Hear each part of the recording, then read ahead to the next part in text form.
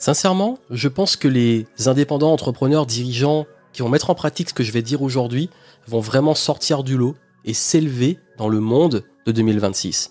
Mais ce changement va être extrêmement fort. Et personne n'est en train de vraiment le voir venir. C'est ressenti, c'est vu, mais on dirait qu'il y a une forme de déni. De déni dans le contexte que nous vivons. J'en ai déjà parlé, nous sommes dans un environnement, un contexte qui, oui, est assez tendu, assez difficile, d'un point de vue économique, d'un point de vue d'incertitude politique. On dira ce qu'on veut, mais ça a un impact sur les entreprises, sur le mode de consommation, notamment des Français ou des Européens. Et c'est énormément ressenti parce que beaucoup de gens sont sur de la retenue, sur une difficulté à faire confiance ou de la méfiance. Mais j'ai l'impression que dans ce monde de l'entrepreneuriat, du business, personne n'en parle. Personne ne se dit, ok, il y a un vrai problème de fond. Il y a une vraie réalité, mais non, tout le monde est dans le monde des bisounours, s'est dit, non, en fait, je vais te montrer comment scaler ton business, nanana, et tout va bien. Non, en fait, il faut toujours prendre en compte un contexte, mais il faut savoir aussi comment le transformer. Et je reste persuadé qu'aujourd'hui, dans tout ce bruit, on donne beaucoup de conseils sur le marketing, sur ce qui va marcher sur les réseaux sociaux, ceci, cela. On oublie la racine de ce qui fait vraiment la différence dans les business qui s'en sortent dans ce temps de crise.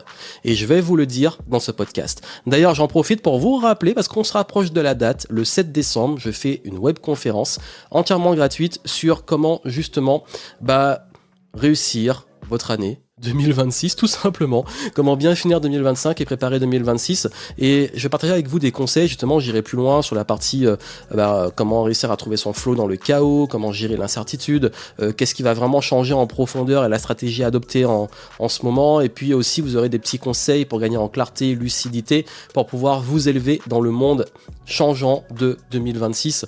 Donc, réservez votre place. Durant ce live, vous aurez plein de pépites et ça va être mon dernier webinaire de l'année. Donc, vraiment, ne manquez pas ce live. Le lien pour vous inscrire, et c'est gratuit, est dans les notes du podcast. Donc, vous allez dans le descriptif du podcast, vous cliquez, vous vous inscrivez, c'est gratuit et on se retrouve en live le dimanche 7 à 20h15 et vous aurez plein de valeurs, plein de pépites durant ce live.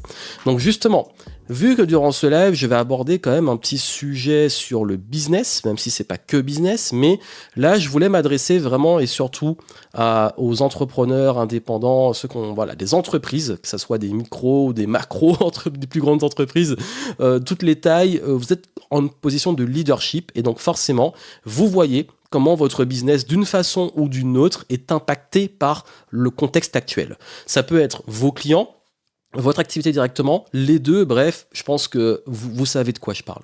Donc, ce qui veut dire qu'en ce moment, il y a quelque chose qui est très important, c'est que quand on pense que dans ce moment-là, il faut absolument aller chercher des hacks marketing, qu'est-ce qui marche sur les réseaux, qu'est-ce qu'on devrait faire peut-être en termes de nouveaux canaux d'acquisition, on oublie qu'il y a un concept fondamental en ce moment qui fait la différence, c'est le rapport de confiance avec votre audience. Et aujourd'hui, tous les business que je connais, que je côtoie, qui s'en sortent le mieux dans ce contexte, ils ont une confiance très très forte, très précieuse de leurs clients, de leur communauté. Et c'est pour ça qu'aujourd'hui, quand on veut aller chercher à faire plus de promesses, pousser plus, surtout que là, nous sommes sortis de la période des Black Fridays, donc on est vraiment dans ce truc de on pousse, on fait du cash, on essaie à tout prix de scaler, de booster la pub et tout, mais on oublie en fait que avant tout, les gens, en ce moment, ils ont un minimum envie d'être respectés et surtout, ils ont besoin de faire confiance.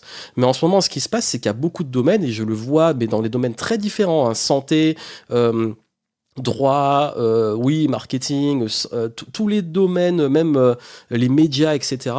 Il y a ce truc de méfiance des gens. Les gens se méfient même aujourd'hui de professionnels de santé, de leurs comptables, ils se méfient de prestataires, ils se méfient des produits qu'ils achètent, on se méfie de tout. Et en fait, cette méfiance, elle est justifiée parce qu'il y a eu beaucoup d'abus pendant un moment, et quand un marché se régule comme en ce moment, ça demande justement de retrouver cette confiance, ou en tout cas de la garder si vous l'avez déjà. Donc plutôt que d'aller chercher des hacks à droite à gauche, se reconcentrer sur, ok, c'est quoi notre mission ? C'est quoi notre vision? C'est quoi notre culture? C'est quoi ce cœur immatériel de l'entreprise sur lequel on peut pousser le leadership pour mettre du sens, auquel on va justement toucher le cœur des gens, mais de façon aussi, même pour vous, ça va vous driver beaucoup plus. Vous n'êtes plus en mode on fait les choses parce qu'on a un contexte, c'est que vous construisez sur du long terme. Vous tenez dans les tempêtes. En fait, les boîtes que je connais, comme je dis, qui tiennent le mieux, et même des indépendants, c'est que leur culture, leur mission, leur vision, leurs valeurs sont tellement fortes que peu importe la tempête, ça reste. Ils sont pas à retourner leur veste à chaque changement de marché ou à chaque micro-tempête qui se passe. Ils restent, on va dire, droit dans leurs bottes, ils gardent leur discours, ils respectent leurs clients et ils avancent dans ce contexte. Et ça, c'est extrêmement important parce que cette stabilité vous crée justement une confiance sur la durée. Et c'est comme on parle du marketing, mais combien se mettent réellement à la place de leurs clients? Combien se mettent à la place de comment ils sont en ce moment? Combien s'inquiètent vraiment en réalité de leurs clients? Parce que là, je peux vous dire que moi, dans mes accompagnements, j'en ai plein qui ont fait plein de programmes à droite à gauche, qui n'arrêtent pas de me dire, en fait, ils ont suivi les accompagnements, ils ont été mal suivis, il n'y a pas de suivi, on les prend pas en considération, il n'y a pas de valeur qui est délivrée alors que c'est cher. En fait, c'est à cause de ça, mais même, on parle de la restauration, payer un repas super cher et voir que c'est un truc surgelé, enfin, je sais pas quoi, là, on a envie d'être bien reçu, on a envie d'être respecté dans le prix qu'on met pour une expérience au restaurant, que le plat soit bon, qu'il soit cuisiné, voilà, mais en fait, c'est tout ça, en fait. Le marketing, c'est tout ça. C'est cet ensemble qui fait qu'on arrive justement à, par ce niveau de confiance, de respect, de valeur qu'on délivre, à faire en sorte de fidéliser des clients. Parce que dans la tempête, je peux vous dire que d'avoir des clients fidèles, c'est aussi ça qui est important. Donc, dans toutes ces dérives qu'on voit partout, à chaque fois, on ne parle pas non plus on parle de scaler, faire plus de ventes, faire plus de cash, mais on ne parle pas de fidéliser les clients, de délivrer, de faire vivre une bonne expérience, de prendre soin d'eux et surtout, on ne parle pas assez de la rétention, de garder ses clients. Parce que pour moi, quelque chose de sain, la vraie metrics, enfin, le vrai indicateur, le truc qui est ultra important et qui est souvent négligé, c'est la valeur à vie de vos clients. C'est fameux LTV, donc Long Time Value d'un client, CLTV, donc la Customer Lifetime Value. C'est en fait, c'est vraiment de comprendre quand un client rentre, s'il revient régulièrement, c'est qu'il a la valeur chez vous. Parce qu'à un moment, comme je dis, si on respecte un minimum les gens et qu'on respecte l'intelligence des gens, ils savent s'ils reviennent ou ils reviennent pas. S'ils sont fait avoir, ils reviennent pas, ils en parlent mal. Donc ça, c'est un petit peu aussi, on va dire, une base. Mais dans tout ça, je crois que c'est plus vous le comprenez, plus vous arrivez vous aussi à mieux jauger là où vous mettez vos efforts. Parce que là où tout le monde va courir après les derniers hacks, savoir à quelle heure poster sur LinkedIn, quel type de post fait par avec ChatGPT, je sais pas quoi, vous travaillez sur du fond. Vous travaillez sur une expérience, sur une vision, une mission, de la valeur que vous créez, qui est enrobée, oui, dans une communication qui est cohérente. Et après, quand vous utilisez, si vous le souhaitez, des hacks et tout, ça aura beaucoup plus d'impact que celui qui utilise beaucoup de hacks avec une coquille vide. Et ça, pour moi, c'était un message qui était important de faire passer parce que j'ai eu beaucoup de clients là, dernière semaine, qui se remettent à chaque fois en question, parfois, est-ce qu'ils font bien les choses et tout, mais parce qu'ils n'arrêtent pas d'entendre des bêtises. Et juste, je veux vous rassurer, parce que parfois on se demande, est-ce que je fais bien parce que je veux pas rentrer dans cette course au hack, mais en fait, si vous respectez les fondamentaux dont je parle tout le temps, oui, vous faites bien.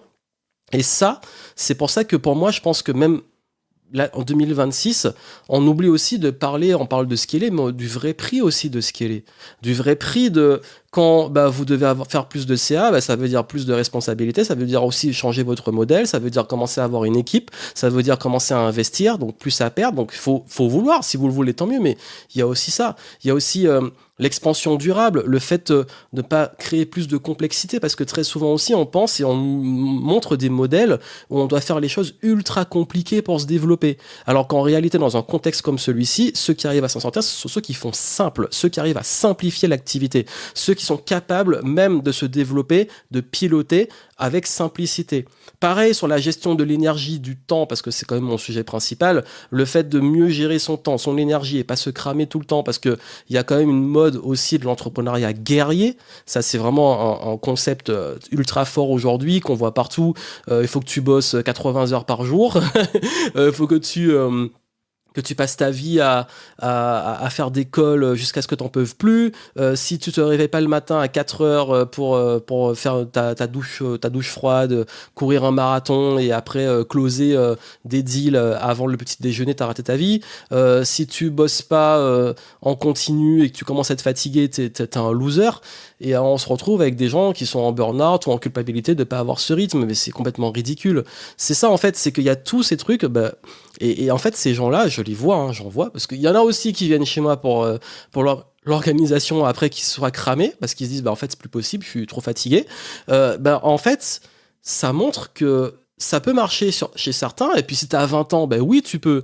Mais quand tu commences à avoir trentaine avancée, quarantaine et plus, ce genre de rythme, surtout si t'as une famille et tout, c'est pas la vie que t'as envie d'avoir. Il y en a qui l'ont et c'est ok pour eux. Encore une fois, moi je suis de l'école, crée le modèle qui te correspond. Mais je sais que souvent le problème que je dénonce ici, c'est qu'on vous vend un modèle qui ne correspond pas à beaucoup de gens et c'est même une minorité. Donc c'est pour ça que beaucoup, même les multipotentiels, vous pouvez pas avoir des modèles trop compliqués parce que vous allez justement vous retrouver avec des choses complètement confuse. Donc, je crois que revenir à de la simplicité, de la légèreté, ça permet aussi de pouvoir naviguer de façon agile. Pensez, quand c'est une tempête, en fait, là, ce qui se passe, c'est que le vent, il peut tourner, c'est que la marée peut changer, c'est que les vagues, ils peuvent arriver. Donc, du coup, plus vous êtes dans une navigation agile, plus vous pouvez vous adapter, alors que quand c'est trop compliqué, quand c'est trop lourd, c'est très difficile de changer. Et pareil, ceux que je vois qui arrivent à traverser les différentes périodes là depuis les dernières années, c'est ceux qui ont cette capacité à s'adapter régulièrement. Alors, je dis pas de tomber dans le truc où on change tout le temps parce que c'est, on va dire, l'extrême opposé, qui est contre-productif. Je parle juste d'une sorte de flexibilité, d'agilité, où on garde, je te dis, les fondamentaux, le modèle, etc. Mais on fait évoluer des choses quand, si le marché tourne, s'il y a un nouveau truc qui arrive, une nouvelle loi et tout, on arrive à s'adapter, puisque ça fait partie aussi de ce contexte. Donc je crois que c'est ça qui est important de comprendre aujourd'hui, c'est que on ne vous parle pas assez, et je trouve, des fondamentaux.